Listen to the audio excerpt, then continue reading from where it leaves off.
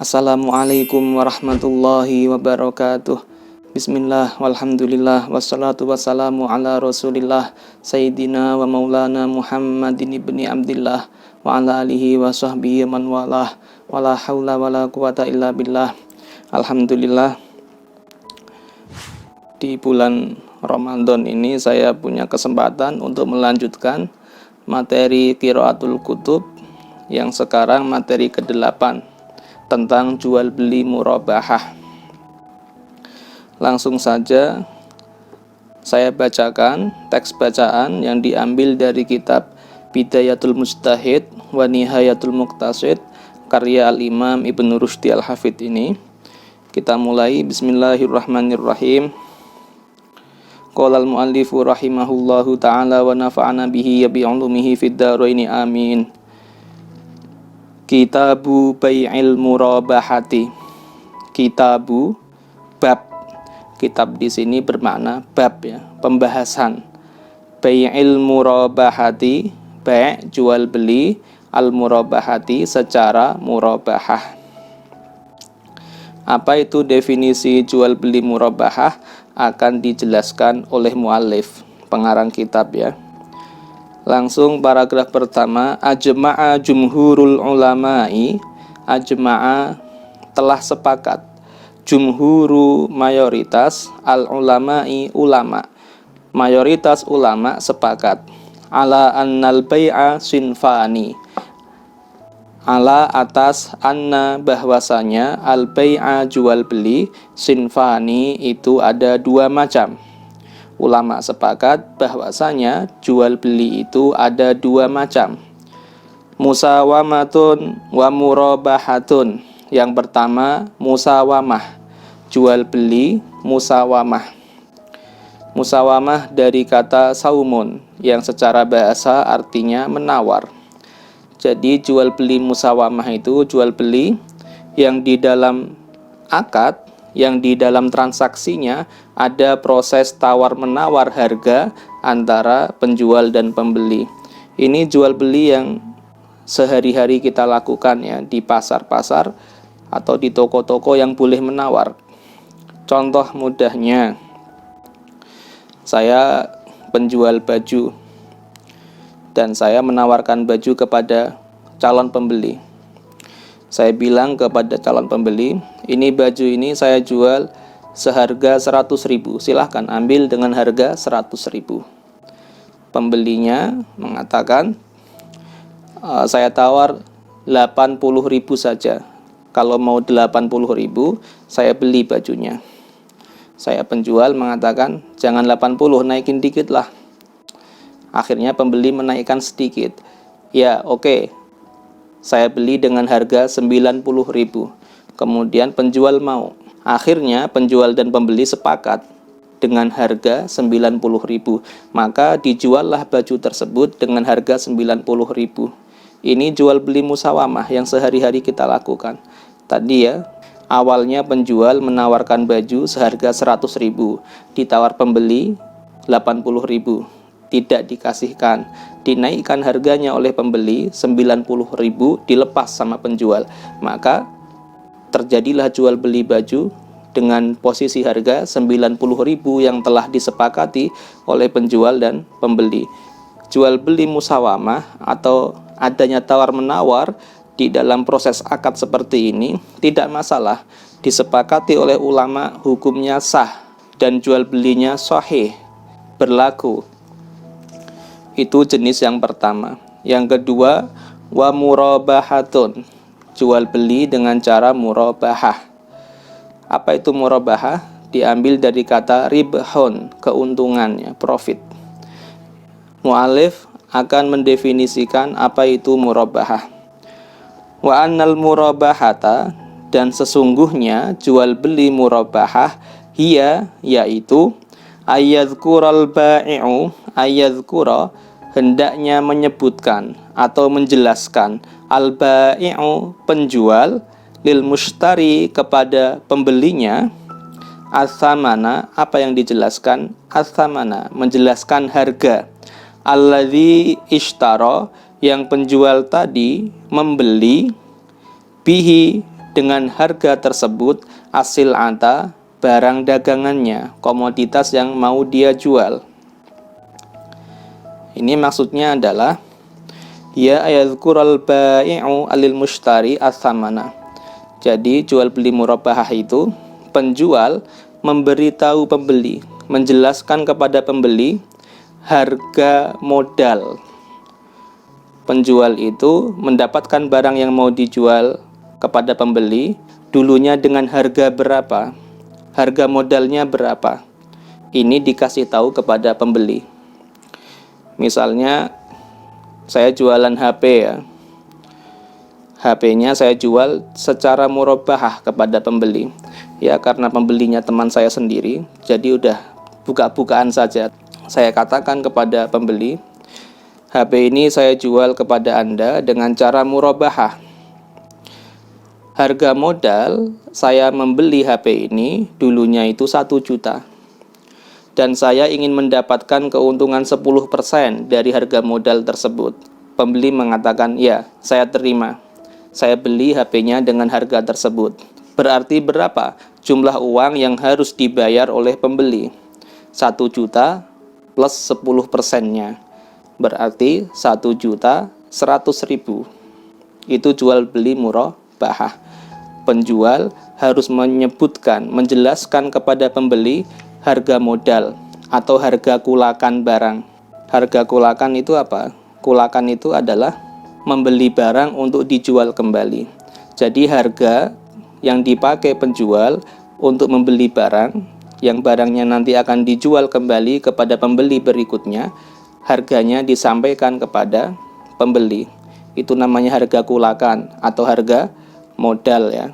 Faham ya kulakan artinya apa? Kulakan itu para penjual yang membeli barang tujuannya untuk dijual kembali. Harga kulakan berarti ya harga yang pertama kali penjual membeli barang dengan harga tersebut. Itu harga pertama, itu harga kulakan atau istilah lainnya harga modal. Di sini ayadzkurul bai'u, penjual menjelaskan lil mushtari kepada pembeli as-samana, harga modal atau harga kulakan. Alladzi ishtara bihi asil anta, alladzi ishtara, yang penjual tadi membeli bihi dengan harga modal tersebut hasil anta barang dagangannya. Harga modalnya dikasih tahukan kepada pembeli. Lanjutnya wayashtaritu, dan penjual mensyaratkan alaihi kepada pembeli ribahamma, keuntungan tertentu, profit tertentu, lidinari, dari harga modal yang berupa uang dinar, awit dirhami, atau harga modal yang berupa uang dirham. Kalau dahulu orang kulakan itu pakainya uang dinar atau uang dirham. Ini murabahah, penjual meminta keuntungan persentase tertentu dari harga modal yang berupa uang dinar atau uang dirham. Kalau zaman sekarang tentunya ya di Indonesia rupiah, di barat pakai dolar, di Arab pakai real. Kalau zaman dahulu dinar dan dirham. Intinya murabahah itu adalah seorang penjual menjual kembali barangnya yang ia beli sesuai dengan harga modal plus tambahan keuntungan tertentu. Artinya ada margin keuntungan yang diambil oleh penjual dari jual beli murabahah tersebut. Kemudian yang membedakan murabahah dengan jual beli biasa apa? Kalau jual beli biasa, harga modal itu rahasia penjual, pembeli tidak perlu tahu. Contohnya, saya jual HP, saya kulakan HP-nya itu dengan harga 1 juta, harga modalnya 1 juta. Kemudian ada pembeli datang ke counter HP saya bilang ke pembeli, ini HP-nya saya jual dengan harga 1.200.000. Pembelinya setuju, ya saya terima dengan harga 1.200.000. Jual belinya selesai, sah. Dan pembeli tidak tahu apa-apa tentang harga modal dari HP tersebut. Karena harga modal dan keuntungan yang didapat penjual adalah rahasia penjual. Pembeli tidak perlu tahu harga modalnya berapa, keuntungan yang didapat penjual berapa, pembeli tidak perlu tahu. Tapi kalau murabahah beda. Dalam akad murabahah, pembeli harus tahu yang pertama harga modal, harga kulakannya berapa. Dan yang kedua, pembeli harus tahu margin keuntungan yang diperoleh penjual berapa. Dua hal ini harus diketahui dengan jelas oleh pembeli dalam kontrak murabahah. Maka contohnya tadi ya, saya jual HP kepada teman saya, karena sudah teman dekat ya, maka pakainya murabahah. Belak-belakan, buka-bukaan, biar teman saya tahu harga modalnya berapa, kemudian keuntungan yang saya dapat berapa. Saya katakan kepada teman saya, HP ini saya jual kepada Anda dengan cara murabahah. Harga modalnya, harga kulakannya adalah 1 juta, dan saya ingin mengambil keuntungan 10% darinya.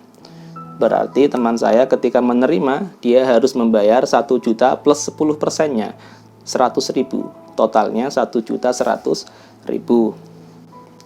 Jadi pembeli mengetahui harga modal, pembeli mengetahui margin keuntungan yang diambil oleh penjual. Murabahah ini jangan kalian bayangkan sudah tidak ada. Sebaliknya, dalam bisnis modern di zaman sekarang ini, bank-bank syariah, transaksi terbanyak di bank syariah ternyata berbentuk kontrak murabahah. Mudharabah kalah, syirkah kalah. Yang paling tinggi yang sering dilakukan oleh bank-bank syariah terhadap nasabahnya adalah kontrak murabahah. Bagaimana gambaran kontrak murabahah di perbankan syariah? Kalau saya sederhanakan, contohnya seperti ini. Misalnya saya sebagai nasabah bank syariah A, saya pengen membeli mobil dari bank syariah A tersebut secara murabahah. Maka saya datang ke pegawai banknya.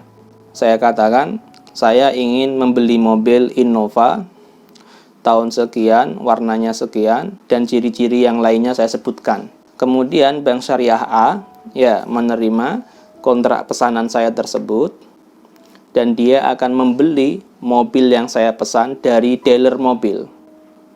Jadi banknya mencari mobil yang saya inginkan. Misalnya seminggu kemudian saya ditelepon oleh bank. Bapak, bahwasanya mobil yang Anda pesan sudah ada di bank, silahkan diambil dan dilengkapi proses pembeliannya. Maka saya datang ke bank, kemudian terjadilah ini kontrak murabahah. Karena kontraknya murabahah, maka bank syariah A tadi harus menjelaskan kepada saya dengan detail harga modalnya berapa. Bank itu kulakan mobilnya, membeli mobilnya dari dealer dengan harga berapa. Contohnya 200 juta. Maka saya dikasih tahu ini harga modalnya 200 juta. Kemudian pengurusan surat-suratnya, pengurusan pajaknya dan lain sebagainya, misalnya 500.000. Dikasih tahu itu ongkos pengurusannya 500.000. Berarti modalnya totalnya adalah 200 juta 500.000. Contoh saja ya. Kemudian bank ingin mengambil margin keuntungan 10%. 200 juta 500.000, berapa 10%-nya? 200 juta itu berarti keuntungan yang diambil 20 juta. 500.000 berarti 50.000. Berarti 20 juta 50.000. Keuntungan yang diambil oleh bank berarti 20 juta 50.000. Ditambah harga modal berapa? Berarti totalnya adalah 220 juta 550.000. Itu harga modal plus keuntungan yang diperoleh oleh bank syariah dan yang harus saya bayar sebagai nasabah. Ini saya bayarnya boleh cash. Saya bawa uang kontan, saya bayar cash di tempat boleh. Kalau saya belum punya uang senilai 200 juta lebih tadi itu, boleh saya cicil dengan cara jual beli kredit.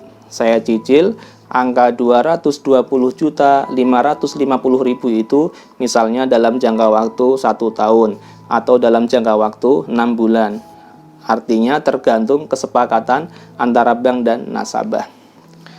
Jadi praktiknya jual beli murabahah itu boleh kontan, boleh kredit. Akan tetapi sering disalahpahami oleh kebanyakan orang bahwasanya jual beli murabahah itu adalah jual beli secara kredit. Tidak. tidak harus kredit. Murabahah boleh secara kontan. Akan tetapi memang praktiknya di perbankan syariah itu kebanyakan nasabah membayarnya secara kredit. Karena kalau nasabah punya uang kontan, ngapain dia datang ke bank? Mendingan dia langsung datang ke dealer bayar kontan. Nasabah datang ke bank itu alasannya karena pengen membeli dengan harga kredit dengan biaya yang lebih murah dan terhindar dari riba karena di bank syariah. Jadi contohnya seperti itu ya. Dan karena murabahah, pembeli lebih tenang karena pembeli tahu harga modal berapa, kemudian keuntungan yang diambil oleh bank berapa. Jika pembeli setuju, dilanjutkan kontraknya. Jika keberatan, mundur cari bank syariah yang lainnya. Itu contohnya jual beli murabahah di perbankan syariah yang telah saya sederhanakan ya. Kita lanjutkan. Wakhtalafu min dzalika bil jumlati fi maudhi'aini. Wakhtalafu, dan ulama berbeda pendapat min dzalika, dari kontrak murabahah tersebut, bil jumlati secara global atau secara umum, fi maudhi'aini, di dalam dua pembahasan. Ada dua pembahasan dalam kontrak murabahah yang para ulama dari 4 madhab atau 5 madhab berselisih pendapat, ada kontradiksi pendapat. Dua pembahasan yang mana? Yaitu pembahasan di bab pertama dan pembahasan nanti di bab kedua. Tetapi yang akan saya sampaikan di materi ke-8 ini hanya pembahasan bab pertama. Oleh karena itu ini langsung saya loncati langsung ke al-babu al-awwal, langsung saya loncat ke bab pertama. Jadi kalau kalian mengecek di Maktabah Syamilah, nanti ada 1, 2, 3, sekitar 3 paragraf yang saya loncati, tidak saya baca. Jadi tidak perlu kalian beri makna berkata dan tidak perlu kalian copy paste, langsung loncat ya. Dari wakhtalafu min dzalika bil jumlati fi maudhi'aini, langsung loncat di al-babu al-awwal. Saya loncati karena paragraf di bawahnya ini kurang terlalu penting ya, hanya pengulangan-pengulangan saja. Pembahasan intinya langsung ke al-babu al-awwalu, bab yang pertama, yaitu pembahasan pertama yang ulama berbeda pendapat di dalam kontrak murabahah. Fima, di dalam hal atau di dalam biaya, yu'addu, yang dianggap, yang dihitung, min ra'sil mali, sebagai bagian dari pokok modal. Ra'sil mal itu pokok modal ya, atau pokok harga. Mimma, dari hal atau biaya, la yu'addu, yang tidak diperhitungkan, tidak dianggap sebagai pokok modal atau pokok harga. Wa fi sifati ra'sil mali, dan di dalam mensifati keadaan modal. Wa fi sifati, dan di dalam mensifati atau menerangkan keadaan ra'sil mal, modal.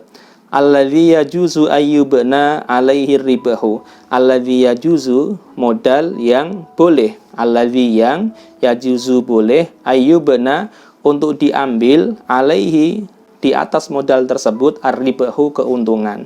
Modal yang boleh diambil dari modal tersebut, profit, keuntungan. Ya, bab pertama ini akan membahas biaya-biaya yang dikeluarkan oleh penjual untuk memperoleh barang dagangannya, itu mana yang dianggap sebagai biaya modal dan mana yang tidak dianggap, tidak dihitung sebagai modal, tapi itu di luar biaya modal yang menjadi resiko penjual. Dan biaya modal yang mana yang boleh diambil keuntungan darinya, karena nanti ada biaya-biaya yang dikeluarkan penjual untuk memperoleh barang, akan tetapi biaya-biaya tersebut tidak boleh dihitung, dimasukkan ke dalam modal, dan tidak boleh diambil keuntungan darinya. Itu murni resiko penjual. Perincian seperti ini itu adanya di mazhab Malikiyah, mazhabnya pengarang kitab ya. Kemudian sebelum kita masuk ke paragraf berikutnya ini, perlu kalian ketahui juga bahwasanya margin keuntungan yang diambil oleh penjual dengan cara murabahah ini tidak harus berbentuk persentase. Yang saya contohkan tadi itu persentase. Boleh juga tidak, langsung menyebutkan nominal. Saya contohkan lagi ini ya, langsung nominal. Saya menjual HP ke teman saya dengan cara murabahah. Saya bilang ke teman saya, ini saya belinya, harga modalnya adalah 1 juta.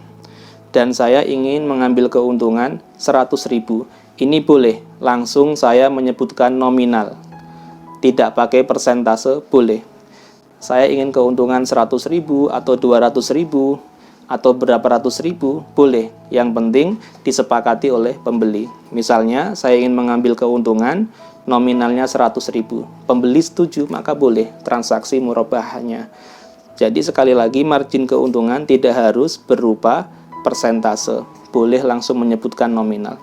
Bahkan boleh keuntungan itu tidak berupa uang, tapi berupa barang atau berupa jasa. Contohnya, saya jual HP ke teman saya tadi dengan cara murabahah. Saya sampaikan, ini harga modalnya 1 juta. Dan saya pengen ngambil untung, yaitu baju kamu yang kamu pakai itu. Saya pengen baju kamu itu. Kemudian pembeli membayar 1 juta plus baju yang dia pakai diberikan kepada saya. 1 jutanya sebagai ganti harga modal, baju yang dia pakai sebagai keuntungan saya. Jadi keuntungan tidak harus berupa uang, boleh berupa barang. Bahkan boleh berupa jasa.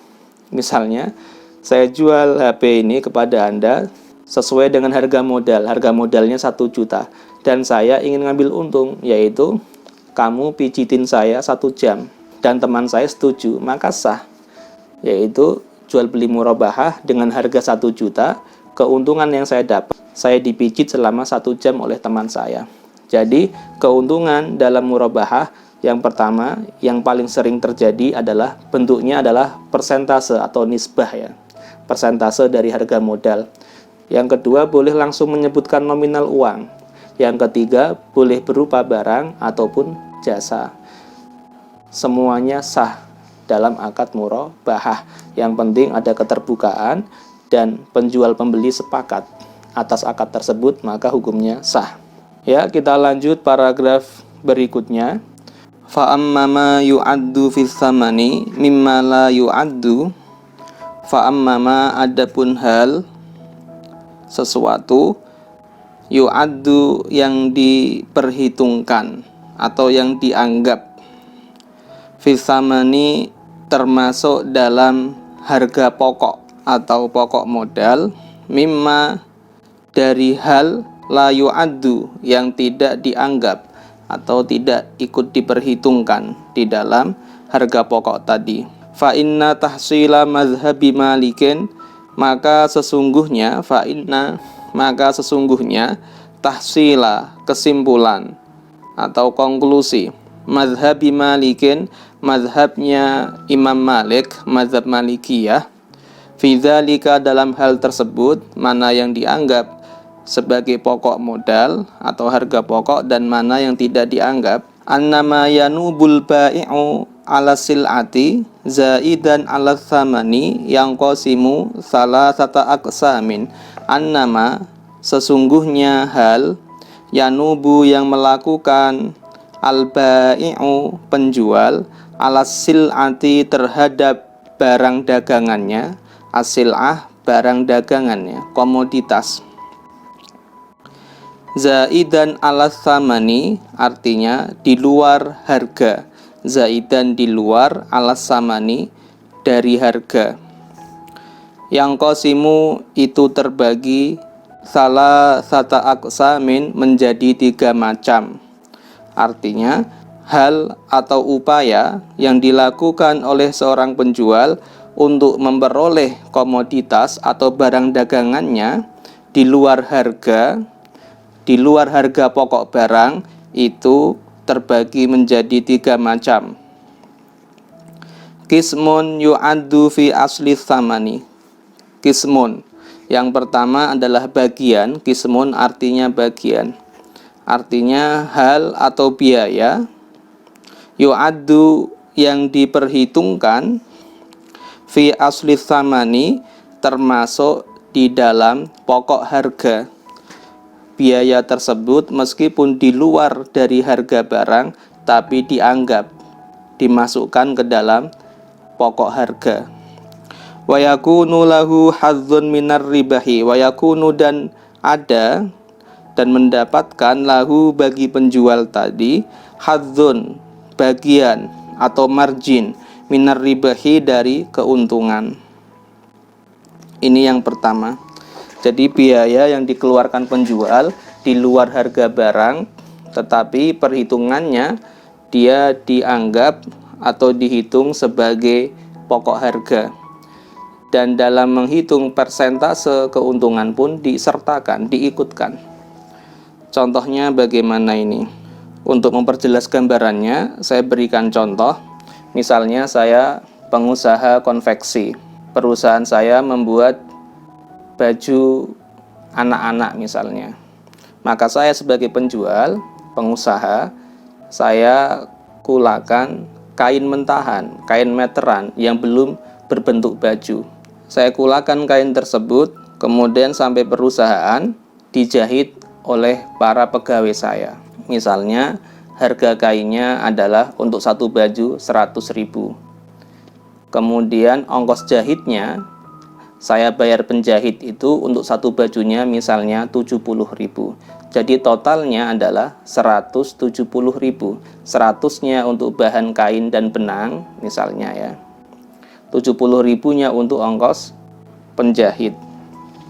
Ini harga barang, harga pokoknya adalah 100.000, yaitu kain untuk satu baju. Sedangkan ongkos penjahitan itu di luar harga barang. Akan tetapi ongkos penjahitan ini diperhitungkan dan dianggap sebagai harga pokok. Oleh karena itu nanti ketika saya menjual baju secara murabahah kepada pembeli dan pelanggan, saya bilang kepada mereka, saya jual baju saya ini kepada Anda secara murabahah. Modal saya adalah 170.000 dan saya ingin mendapatkan margin keuntungan 10% dari modal yang saya keluarkan tersebut. Ini sah, boleh.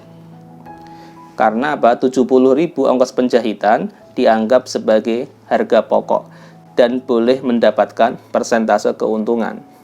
Maka keuntungannya adalah 10% dari 170.000 berarti 17.000. Jadi pembeli nanti wajib membayar 170 ditambah 17.000 berarti 187.000.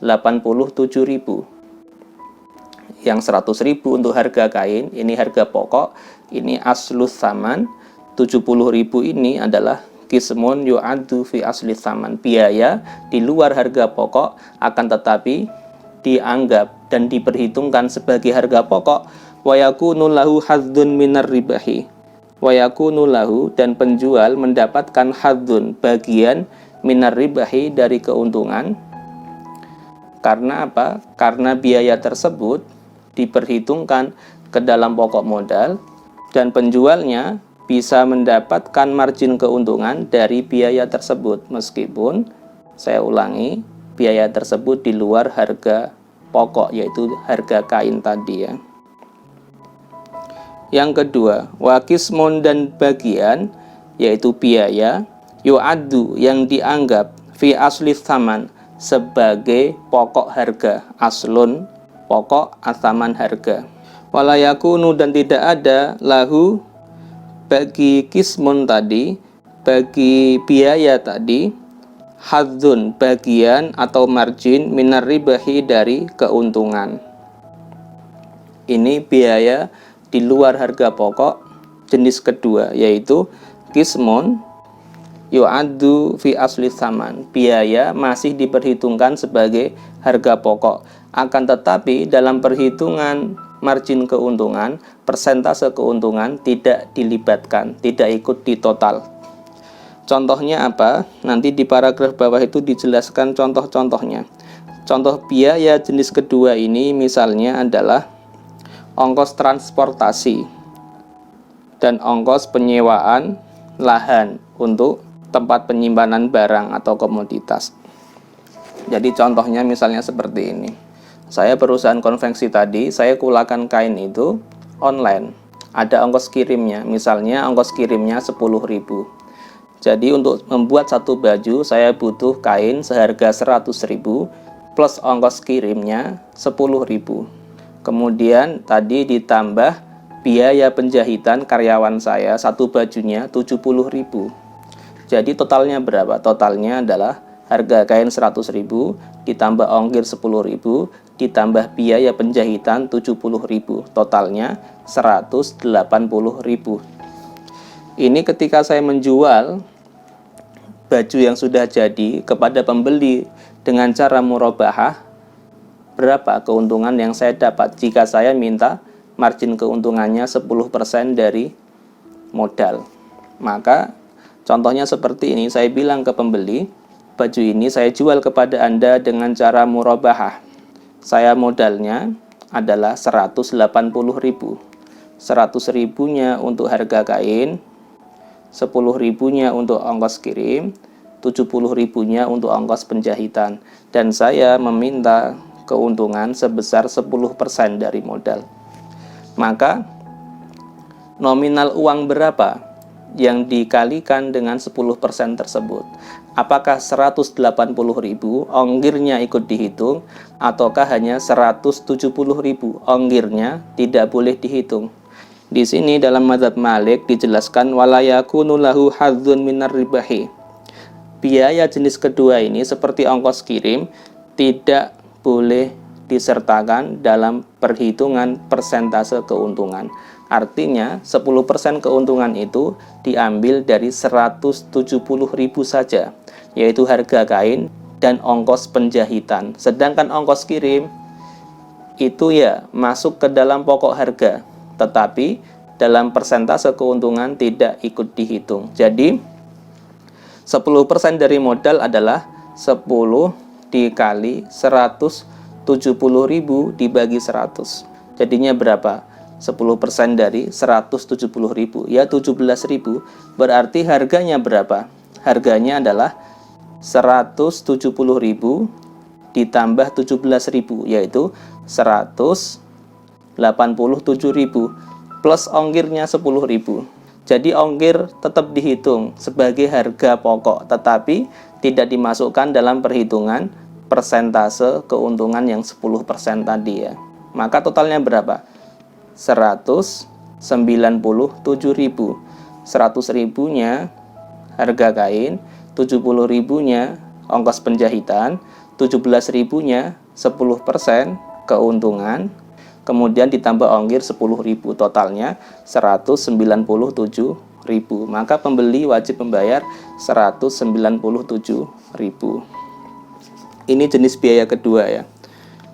Yang ketiga, wakismun la yu'addu fi asli tsamani. Wakismun dan jenis biaya atau bagian biaya la yu'addu yang tidak diperhitungkan, tidak dianggap fi asli tsamani sebagai pokok harga, walayakunu lahu dan tidak ada, walayakunu dan tidak ada lahu bagi biaya tersebut, bagi kismun tersebut, haddun bagian atau margin minar ribahi dari keuntungan.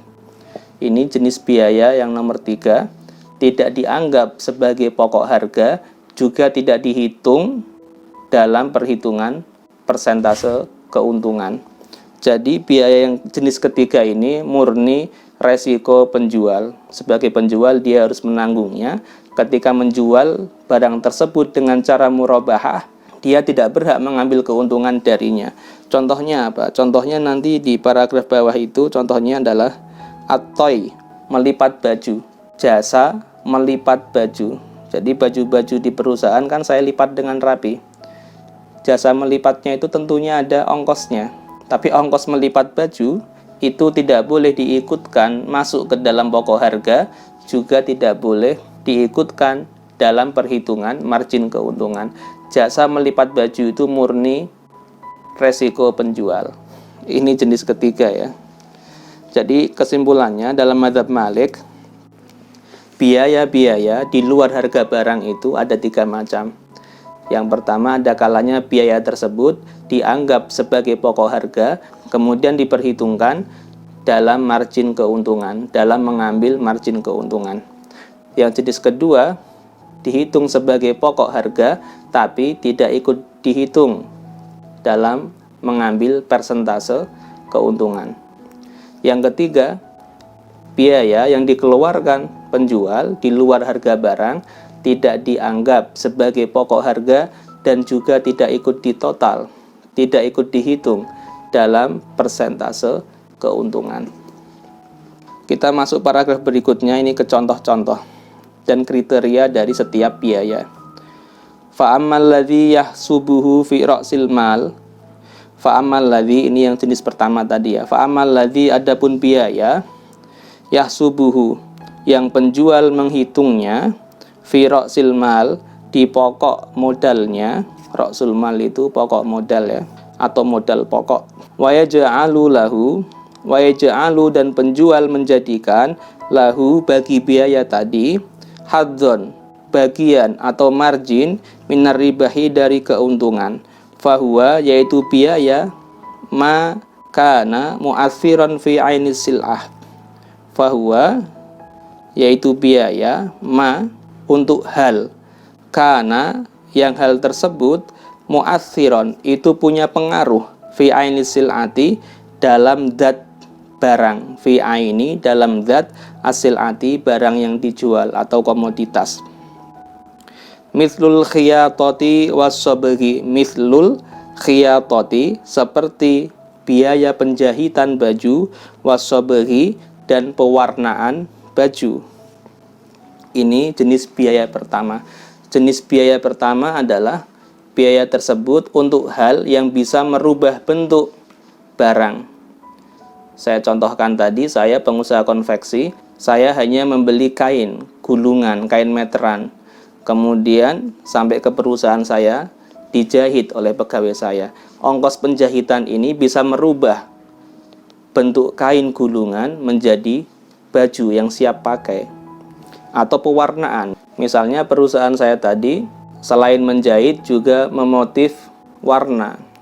Yang warnanya polos, dimodifikasi menjadi warna yang beraneka ragam.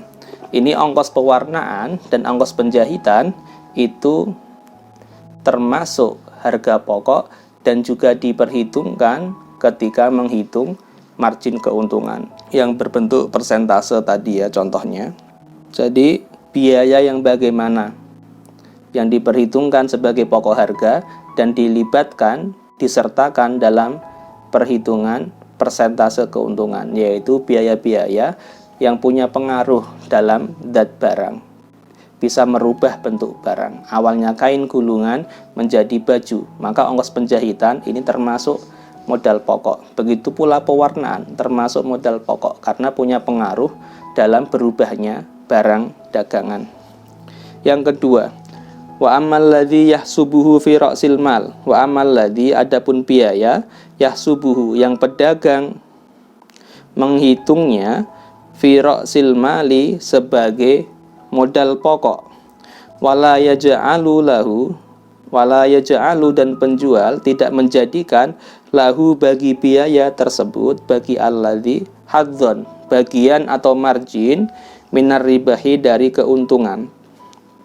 Fama adalah hal-hal, la yu'athiru, yang tidak punya pengaruh, fi aini sil'ati, pada zat barang, pada zat komoditas yang akan dijual. Mimma, dari hal, la yumkinu, yang tidak mungkin, yang tidak bisa, al-bai'u, penjual, ayyatawallahu, untuk melakukannya, binafsihi, dengan dirinya sendiri. Jadi kriteria biaya kedua adalah seperti ini. Biaya dianggap sebagai pokok harga, pokok modal. Akan tetapi dalam perhitungan persentase keuntungan tidak ikut dihitung, yaitu biaya-biaya yang tidak punya pengaruh terhadap berubahnya barang dagangan. Akan tetapi tidak mungkin hal tersebut dilakukan sendiri oleh penjualnya. Contohnya adalah di sini, kahamlil mata'i min baladin ila baladin. Kahamlil mata'i, seperti membawa barang dagangan atau komoditas, min baladin, dari satu kota atau negara, ila baladin, ke negara yang lain atau ke kota yang lain. Ini ongkos transportasi. Ongkos transportasi untuk mengirim barang dari satu kota ke kota yang lain, ini kan ditanggung penjual. Ongkos yang harus dikeluarkan penjual, dan tidak mungkin penjual itu mengantarkan barangnya ke berbagai macam kota oleh dirinya sendiri, pasti bayar orang. Wakaro ilbuyuti, dan penyewaan rumah-rumah, al-buyut rumah atau gudang-gudang, dan ongkos sewa gudang-gudang atau rumah-rumah, allati tudau, yang ditaruh, yang diletakkan barang-barang dagangan atau komoditasnya, fiha, di dalam buyut, di dalam gudang-gudang tersebut atau rumah-rumah tersebut. Jadi contohnya yang pertama adalah ongkos transportasi. Yang kedua, ongkos sewa lahan untuk perusahaan atau untuk menyimpan barang-barang dagangan komoditas. Ongkos transportasi dan ongkos sewa tersebut ya dimasukkan ke harga pokok modal, tetapi dalam perhitungan persentase keuntungan tidak ikut di total, tidak ikut dihitung. Karena apa? Yaitu biaya-biaya yang harus dikeluarkan penjual tidak bisa tidak, akan tetapi biaya tersebut tidak punya pengaruh langsung terhadap barang yang dijual. Nggak ada berubahnya barang setelah dipindah atau diantarkan dari satu kota ke kota yang lain. Beda dengan ongkos penjahitan dan ongkos pewarnaan yang punya pengaruh langsung kepada barang di atas ya. Contohnya bagaimana ini? Ya yang saya contohkan tadi ya di atas ya, yaitu misalnya saya kulakan kain untuk satu bajunya 100.000. Ongkos penjahitannya 70.000. Ongkirnya 10.000. Ongkir 10.000 ini ya ikut dimasukkan ke harga pokok, menambah harga. Akan tetapi tidak bisa diambil keuntungan darinya. Oleh karena itu tadi ya, ketika saya bertransaksi kepada pembeli saya, berapa total harganya adalah saya bilang ke pembeli, saya jual kepada Anda baju ini secara murabahah. Modal saya totalnya 180.000 dan saya ingin mengambil keuntungan 10% dari modal tersebut. Ini pembeli wajib bayar berapa? Wajib bayarnya adalah 180.000 ditambah 10% keuntungan. Dari mana? Dari harga kain, dari ongkos penjahitan. Sedangkan ongkos kirim tidak ikut dihitung. Jadi harga kainnya 100.000, ongkos penjahitannya 70.000. 10%-nya 17.000. Jadi keuntungannya adalah 17.000. 10.000 ongkir tidak diikut dalam perhitungan margin keuntungan. Jadi totalnya pembeli membayar 180.000 ditambah 17.000. 17.000 ini persentase keuntungan dari harga kain dan ongkos penjahitan. Karena sekali lagi saya ulangi, ongkos kirim tidak diikutkan dalam menghitung margin keuntungan. Jadi totalnya adalah 180.000 ditambah 17.000, 197.000. Itu total harga yang harus dibayar oleh pembeli. Kemudian jenis biaya yang ketiga adalah wa ammama la yahtasibu fihi fil amroini jami'an. Wa ammama, adapun biaya la yahtasibu yang penjual tidak menghitungnya fihi di dalam biaya tersebut, di dalam hal tersebut, fil amroini jami'an, fil amroini di dalam dua hal jami'an sekaligus. Maksud dari fil amroini ini apa? Di dalam dua hal yang di atas tadi, yaitu tidak dilibatkan, tidak dianggap, tidak dihitung sebagai harga pokok, dan juga tidak dihitung dalam pengambilan margin keuntungan.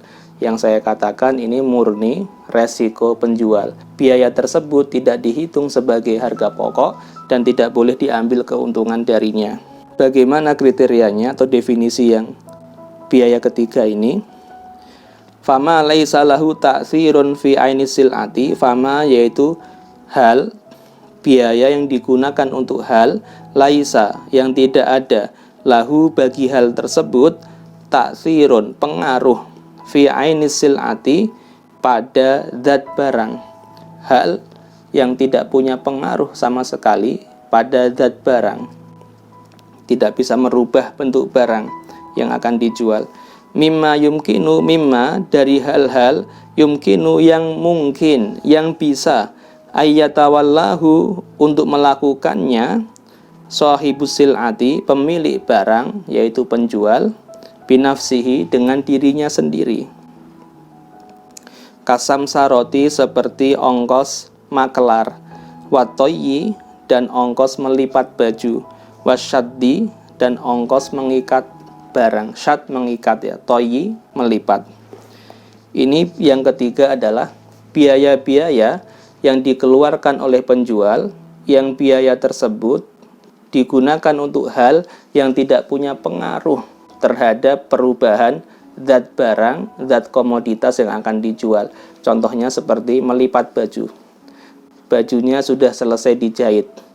Ongkos menyetrika, ongkos melipat baju, ini tidak boleh dimasukkan ke dalam harga pokok dan tidak boleh diambil keuntungan darinya.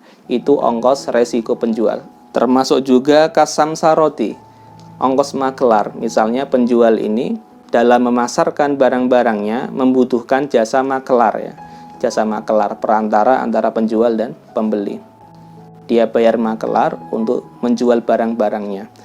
Ongkos makelar ini juga tidak boleh dimasukkan ke harga pokok dan tidak boleh diambil keuntungan darinya ketika dijual secara murabahah. Karena apa? Karena jasa melipat, menyetrika, mengikat, dan makelar itu sebenarnya penjual sendiri bisa melakukannya tanpa perlu bayar orang untuk melakukan jasa-jasa tersebut. Oleh karena itu, tidak perlu dimasukkan ke dalam harga pokok, dan dalam perhitungan margin keuntungan tidak boleh disertakan juga. Maka dalam contohnya misalnya ini ya, saya pengusaha konveksi, satu bajunya itu modal saya adalah kain 100.000, ongkos jahit 70.000, ongkir 10.000. Pegawai saya untuk melipat dan menyetrika per bajunya 10.000 juga. Ini mana yang dihitung ketika saya jual murabahah? Saya jual baju ini kepada Anda pembeli dengan cara murabahah. Modal saya totalnya adalah 180.000. Penjual tidak boleh bilang 190.000. Karena apa?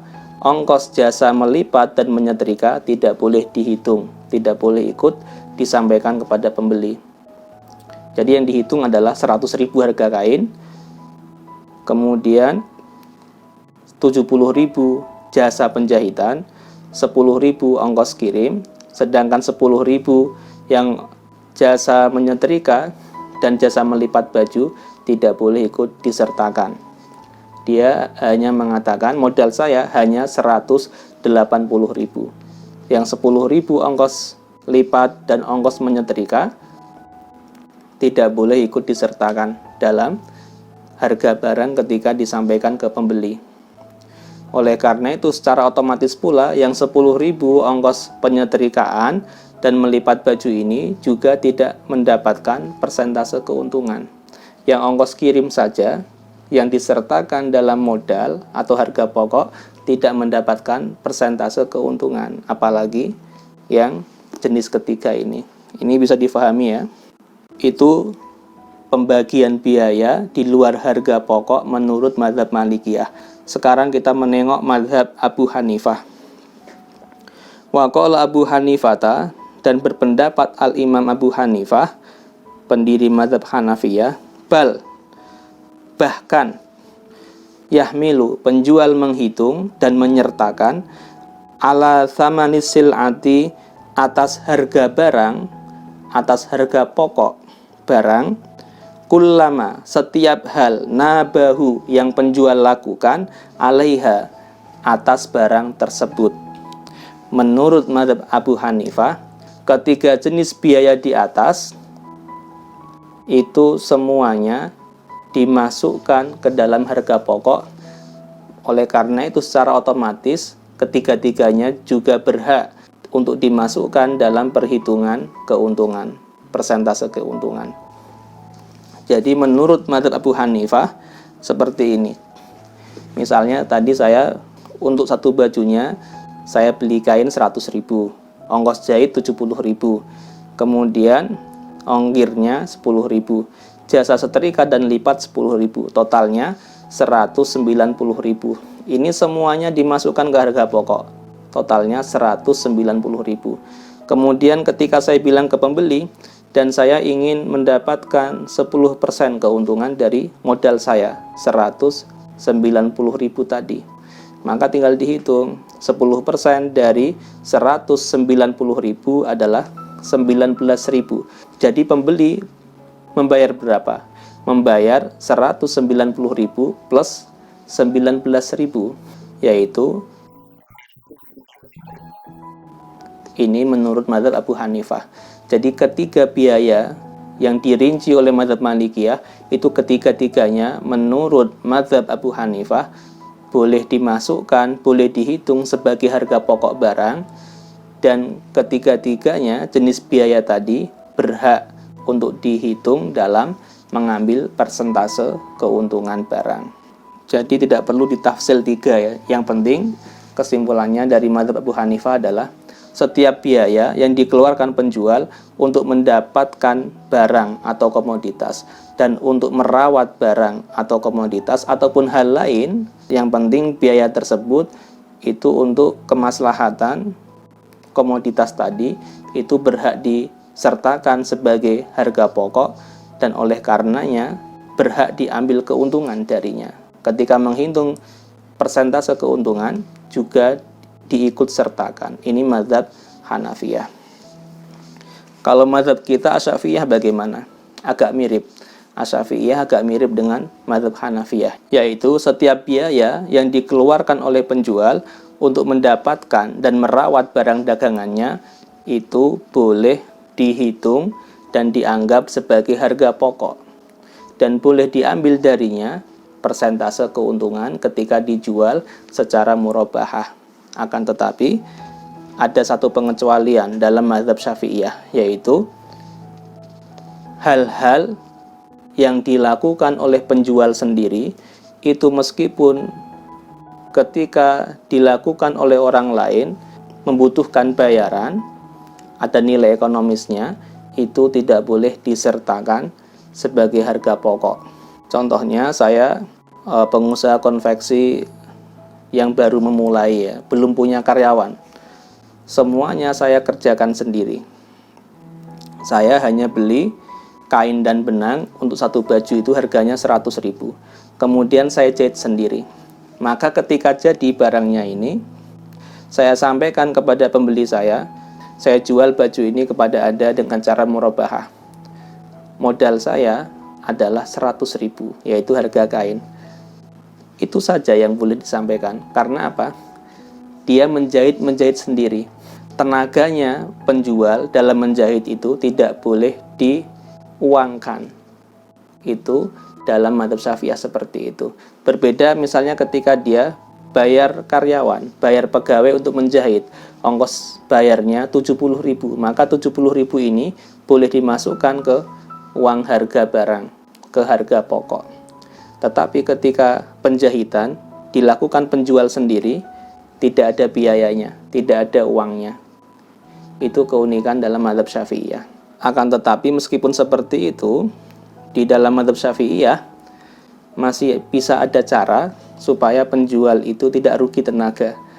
Dengan cara seperti ini penyampaiannya. Baju ini saya jual kepada Anda secara murabahah. Ya, modal saya memang 100.000 harga kain. Memang saya jahit sendiri.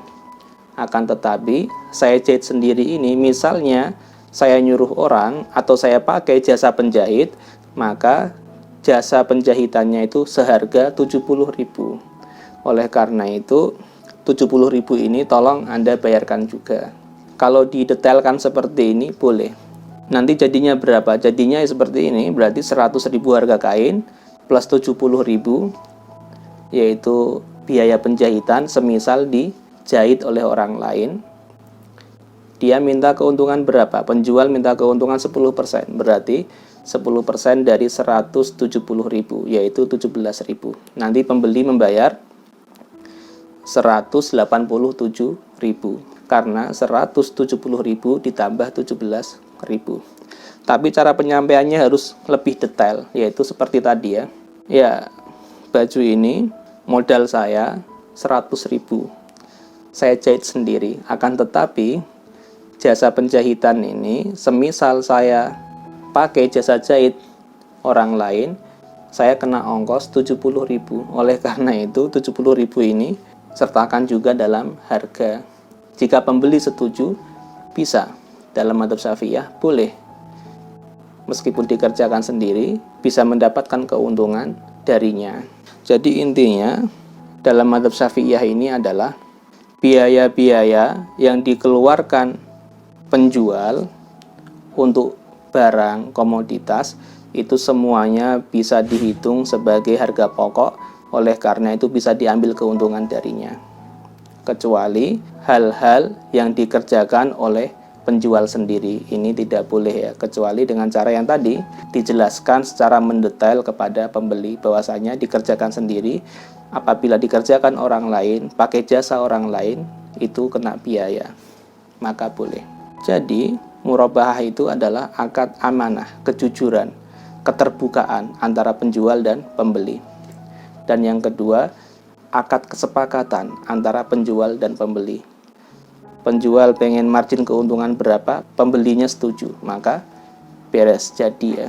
Yang terakhir, paragraf terakhir, waqala Abu Thur, waqala dan berpendapat Abu Thur, al-Imam Abu Thur, la yajuzu tidak boleh al-murabahatu murabahah illa bithamani kecuali dengan harga alladzi ishtara yang seorang penjual membeli bihi dengan harga tersebut asil ata barangnya fakot, itu saja. Ini pendapat yang unik ya. Al-Imam Abu Thur mengatakan murabahah itu tidak boleh kecuali penjual mengambil keuntungannya dari harga barang saja. Maka dalam contoh konveksi baju tadi, ketika penjual bilang modal saya dalam membuat baju ini, penjual hanya boleh menyampaikan 100.000, yaitu harga kain saja. Ini menurut pendapat Al-Imam Abu Thur. Artinya biaya-biaya lain di luar harga barang tidak boleh ikut disertakan, disebutkan, disampaikan kepada pembeli. Ini makna bisama illa bisaman alladzi ishtara bi asil ata. Murabahah tidak boleh kecuali dengan harga kulakan, harga modal. Penjual membeli barangnya dulu itu berapa? 1 juta. Katakan kepada pembelinya 1 juta. Jangan ditambahi biaya ongkir, biaya perawatan, biaya penjahitan, biaya pewarnaan dan lain sebagainya, tidak boleh dimasukkan ke situ. Ini pendapat Abu Thur. Illa ayyufassila, illa kecuali ayyufassila, penjualnya mendetailkan, memerinci dari modal tersebut. Maka contohnya dalam jual beli baju konveksi tadi, kalau penjual ingin mengambil keuntungan dari jasa jahit, jasa ongkir, jasa melipat baju, harus menjelaskan secara detail kepada pembeli. Ini baju ini modal saya 190.000, 100.000-nya untuk harga kain, 70.000-nya ongkos penjahitan, 10.000-nya untuk ongkir, 10.000-nya lagi untuk jasa lipat dan jasa penyetrikaan baju. Dan saya ingin mengambil keuntungan 10% dari semua itu. Harus diperinci seperti itu baru boleh. Baru boleh akad murabahahnya menurut Al-Imam Abu Thur. Kalau diglobalkan, modal saya adalah 190.000 dan saya ingin mendapatkan keuntungan 10% darinya. Tidak sah jika tidak diperinci, tidak didetailkan kepada pembeli, maka tidak sah menurut Abu Thur. Wa yufsahu ingdahu, wa yufsahu, dan akad murabahahnya difasah, dibatalkan, ingdahu menurut Al-Imam Abu Thur, in waqa'a, jika terjadi akad seperti itu. Jika terjadi akad murabahah secara global, penjual hanya memberikan global harga, global modal, misalnya hanya menyebutkan modal saya 190.000, tidak diperinci yang 100.000 untuk apa, yang ongkirnya berapa, maka tidak sah dan difasah, dibatalkan akadnya.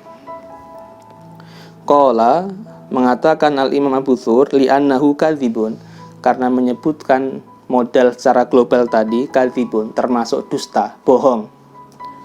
Harga kain cuma 100.000 kok bilangnya 190.000, bohong.